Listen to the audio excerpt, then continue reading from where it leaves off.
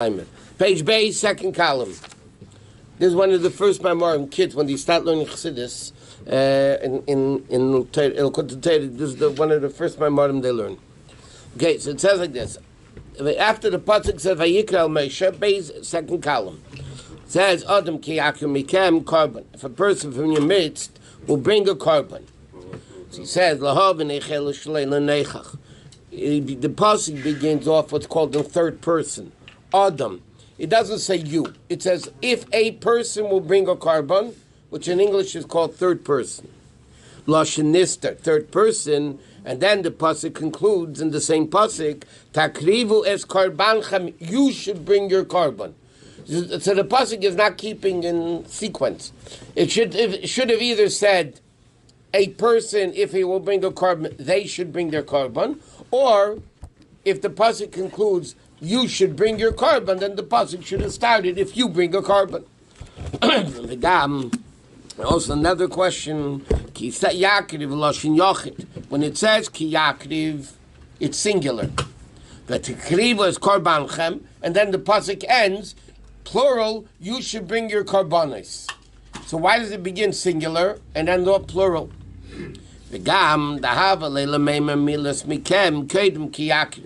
It should have said, instead of Adam ki yakriv mikem, it should have said Adam mikem ki yakriv. Hainu Adam mikem ki yakriv. Okay? So this basically, the Rabbi is asking three questions. In Rashi, he answers all these questions, by the way, in Pshat. But the Rabbi is asking him according to Chassidus. Number one, the pasuk begins Adam ki yakriv, third person, and ends second person. Then the Torah begins the pasuk singular and ends plural. And then grammatically, the pasuk shouldn't have said Adam ki yakriv mikem carbon. It should have said Adam mikem, if a person from your midst will bring a carbon. So he says, Achine neida, it's known, sheyesh b'chol echad beis nefashos. Every single yid has two nefashos. Like the Rebbe says in the first parak of Tanya. Nefesh olekis v'nefesh habamis. Right? Nefesh olekis and nefesh habamis. Shenefesh olekis, where does the origin of the nefesh olekis? Shoshem b'chinas Adam. Comes from the source of Adam, like it says, Vayivra olekim es Adam b'tzalmei. Hashem created the person in his image. What Adam are we talking about? Al dumus hakisei, dumus kamara Adam. And the throne of Hashem is the image of a person. So what's the source of a person down here? The nefesh olekis? Because it's interesting. It says, the Gemara says, Atem kruyim Adam. Jews are called Adam. When it says Ha-Adam, Taisa says it refers to Goyim also. When it says Adam, it refers to the Jew. So it says Adam. What's the source of the Jew, meaning the Nefesh Olekis? The Adam, the man on Hashem's throne. And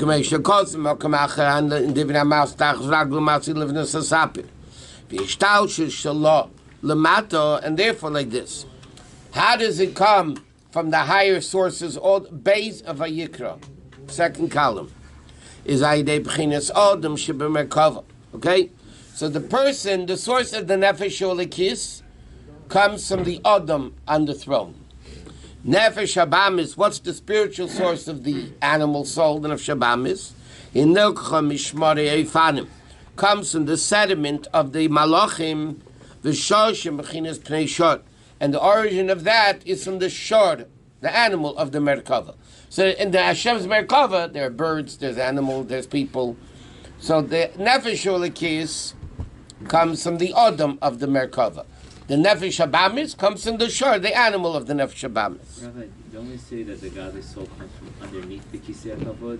Huh? Don't we say that the godly soul, the Nefesh of person? Yeah, that's in the stages of coming down. So how do you reconcile the two? When it comes down, it starts way above the Merkava. Chelek alakami ma'mamish is an atzilus, and then the Adam, the Merkava is bria. So just in the descent, and then it's tachas Kisei HaKavod. There's different levels. So the Merkava is higher than the Kisei HaKavod? No, the Merkava is the Kisei HaKavod. The throne. No, Merkava over there means the throne. The throne of Hashem. And what's the ultimate purpose of the neshama coming into Elam Hazeh? Levarid nefesh habamis, to refine the nefesh habamis in a way of hiskafia, it's a hapcha by breaking evil and transforming evil. How does it happen? The fact that the nefesh ulikis comes into the body and the nefesh habamis, and it meditates into Shema Yisrael by days of Ahavta b'chol levavcha, and that causes the Maggid said v'Ahavta you will love b'chol levavcha with the Yetzer Tov and Yetzer Hara b'shnei yitzirecha. Okay, so he says like this: the nefesh habamis comes from Shor, nefesh ulikis comes from Adam. What's the purpose of this whole thing down here? For the nefesh ulikis to come into the nefesh habamis, to elevate it, that it also loves Hashem, b'chol levavcha with the two Yetzer Tov and Yetzer Hara, through the meditation into Shema Yisrael Hashem Elokeinu Hashem Echad. So the whole purpose of the neshama coming into the world is to refine the nefesh habamis, and that's the whole concept of Krishma. Achedim Krishma, but before Krishma, take no chachad mishtayim lefanel lakim Krishma, as the Gemara says and Rishonim explain that the purpose of the two brachas before Shema, Yetzer Ma'eres Habecha B'Misol B'Ava, is for the existence of Shema. What does it mean for the existence of Shema?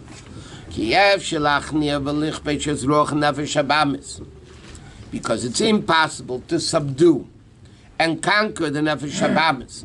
Tachas mimshelas and nefesh olikis, that it should be under the jurisdiction of the nefesh olikis, k'maydei shosh shel nefesh habamis, only by tapping into the source of the nefesh habamis. Meaning like this: if you want to change the nefesh habamis, it has to be back in the shayrish of the nefesh habamis. You have to tap into the source of the nefesh habamis. Shemoka chaytzva, that the place it was carved out of, where it comes from, like you said before, michayis hakedesh shebemerkava pneiaya b'nei sher, ki ein dinim nimtokim elu b'shashim, because the rule is that things cannot be sweetened only in the source. Okay? So he says like this. So what happened? So what? He said like this. The Rabbi said, what's the source of nefesh habamis? From the malachim, the shmarei yifanim, right? Which comes from the short of the merkava. So what do we talk about in the brachas before Shema? All about the angels. The Srafim, Chayis HaKadosh, the Ifanim, this guy screaming Kaddish, this guy screaming Baruch. So by turning on the source of the nefesh habamis, that trickles down, that the nefesh habamis itself becomes elevated.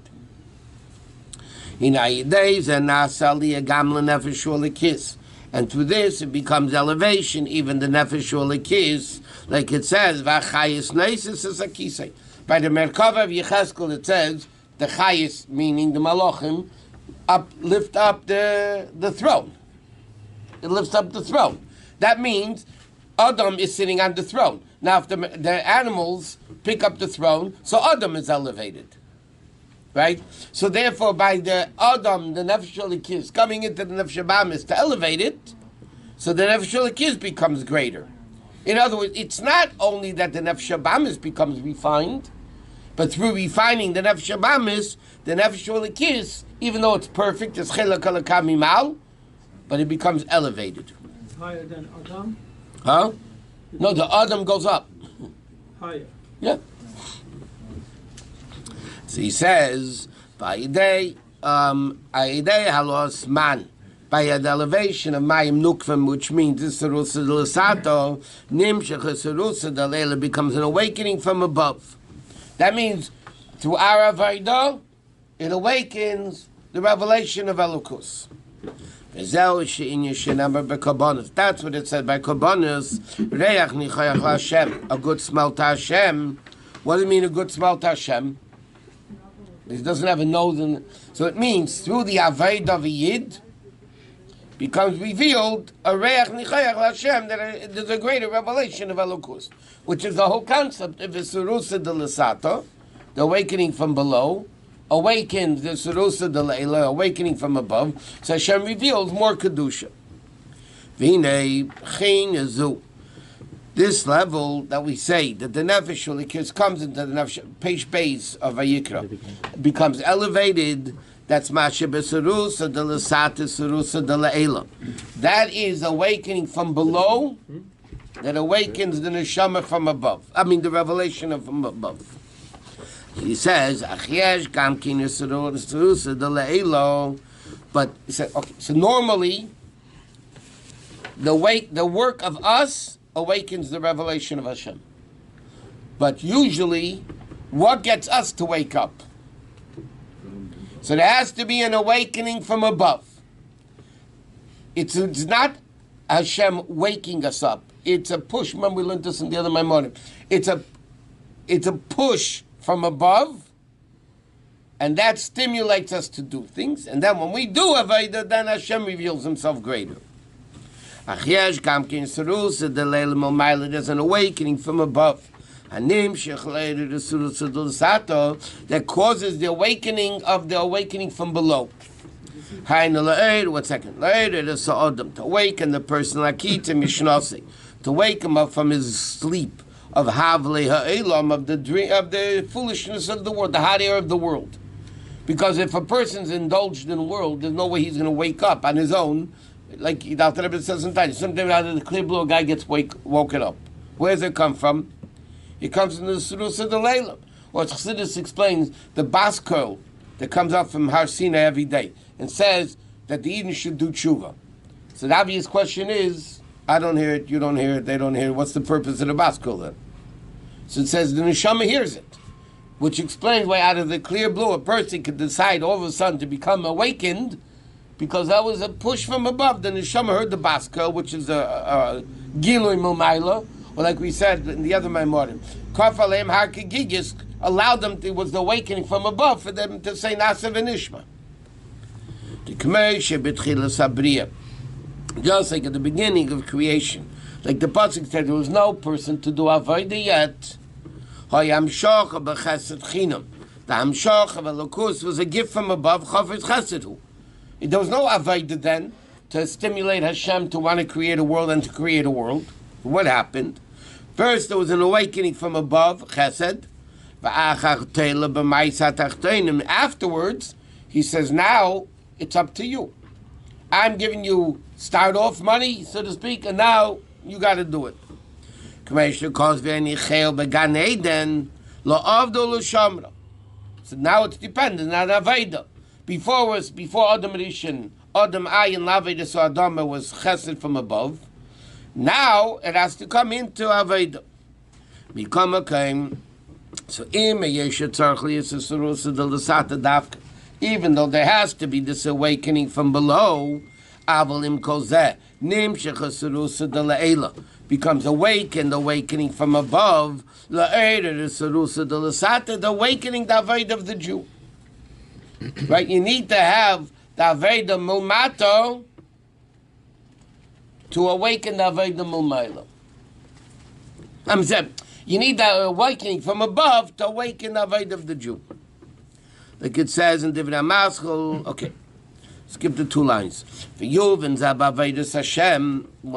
So he says like this. There's 3 levels here. There's the initial awakening from above that pushes, then the awakening of the Jew, and then the revelation from above. So it's 3 levels. And he said, we'll understand this in Avodah. There's 2 levels in Avodah. There's one Avodah, which is an awakening from below, by the work of the nefesh, work of the basar, in the delving of the mind, bizbaininess, v'lev nishbar, with meditation and broken heart, which causes the revelation of Hashem. Hainu isurusa de l'sato, isurusa de leila. One Avodah is what we know normally. You do Avodah, you give nefesh, you give basar. So in the way it works in simple English is like this. Avodah means you break yourself. That's the definition of Avodah. Evan, ma'abed, tanning the hides, Avodah. When a person breaks himself in Avodah, that causes Hashem to break himself. What does that mean? Normally Hashem reveals X amount in the world. That's normal nature of X amount of godliness revealed in the world. How do you get more godliness to be revealed in the world? Meaning Hashem is changing his nature, so to speak, to reveal more than he normally does, by the person breaking his nature. That's Isarusa de Lasata, that causes Isarusa de Le'ila. Umadregas Habeis, and then there's a second level. There could be this affecting of the nefesh. It's not even avoida. They just wake up. There are many people. They just wake up suddenly. And then they start enthusiastic and fiery davening. For an extended period of time, without even them being able to explain, where do you get this? Where does it come from? They don't know. All of a sudden, the person's stimulus starts coming to shul.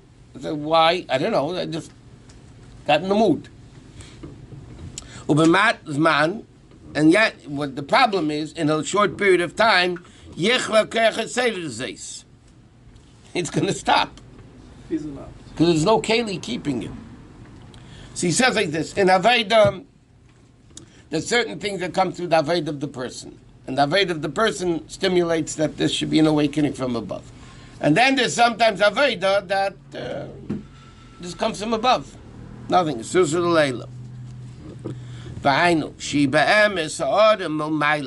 really awakening from above. It's only the awakening from above to awaken the person, the Serusa de Lasat. Okay? So there's two Avedas. There's Aveda that the person does and Aveda that he doesn't do. Basically, Hashem stimulates the person to wake up. He says, the difference, though, between awakening from below, that stimulates awakening from above, or Isarusa de Lasata, what's the difference in the Isarusa de Leila that comes from above by itself or comes from the person? He says like this, when there's the avoid of the Yid, nefesh, through awakening of the soul, meaning he works, that can have permanency to it. But awakening of below, because you have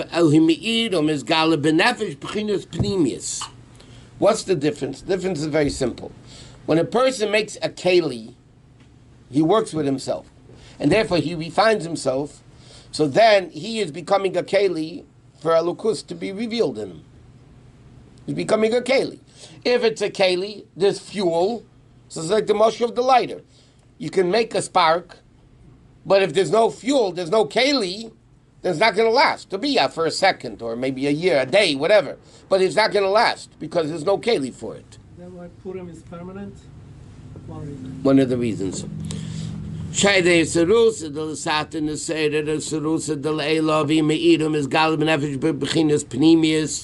Therefore, it comes in internally, because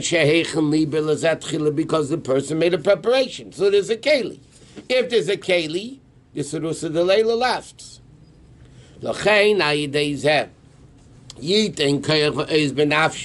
Therefore, because he's a keli for it, then it could be another Serusa de Lasata.